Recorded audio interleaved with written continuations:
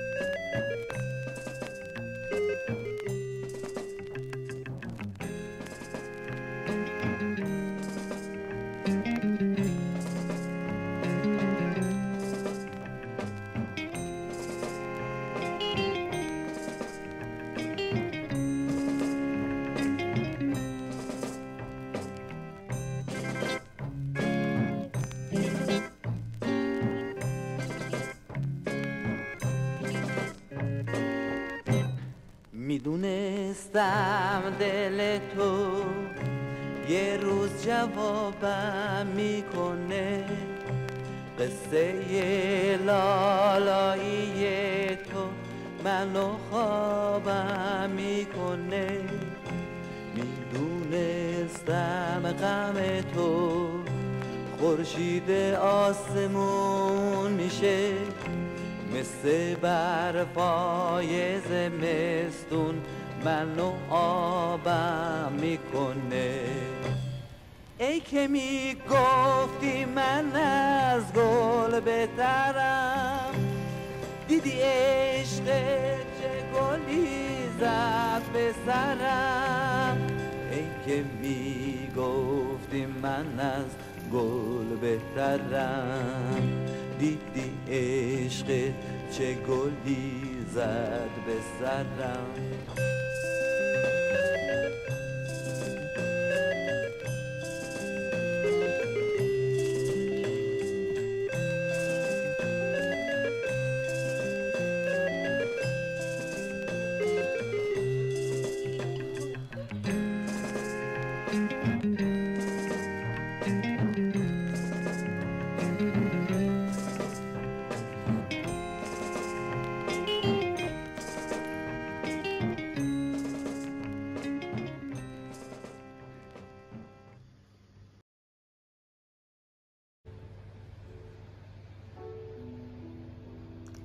یک روزی هایی که من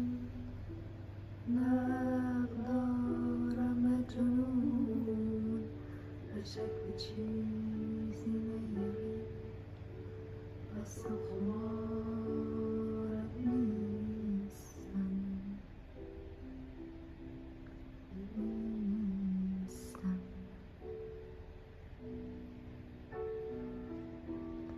شب زندگانی میکنی، تا صبح داری میکنی، تو بیقراری میکنی، من بیقرارت نیستم.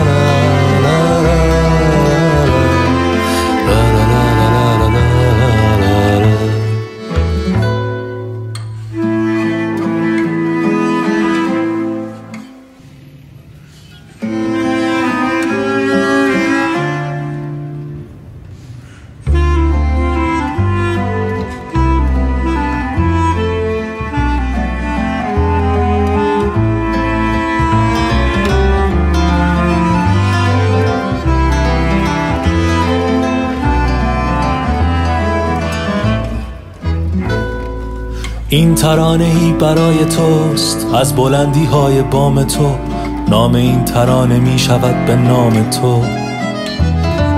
بین این همه صدا و دود، زیر سقف گنبد کبود، یاد تو غبار غم رو از دلم زدود. می نویسمت ترانه ای با واژه های شاعرانه ای، می فرستمش برایتم چو نامه ای. تاش میزنم چون موشکی، پرت میکنم یواشکی از بلندی های بام تو چو کودکی.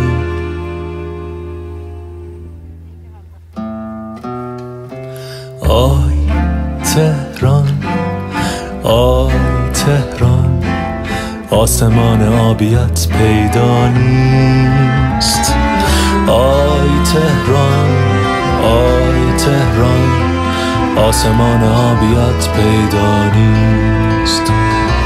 آی تهران، آی تهران، آسمان آبیت پیدا نیست.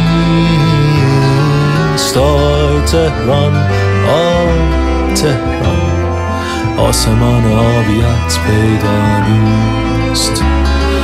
آی تهران، آی تهران، آسمان آبیت پیدا نیست.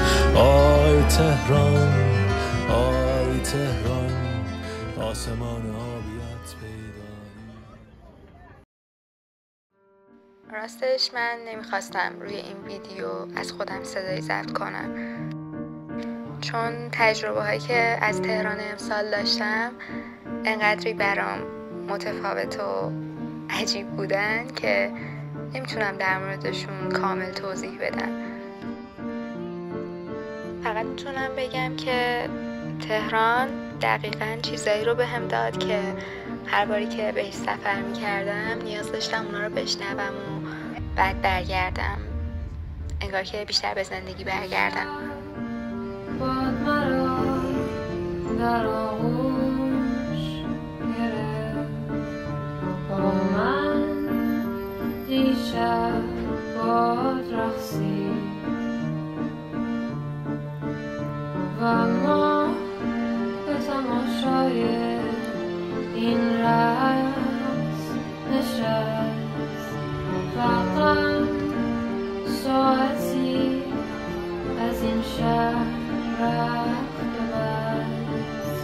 تهران شب تو دیگر غم ندارم، باد میوزد غم را از شهر میباید.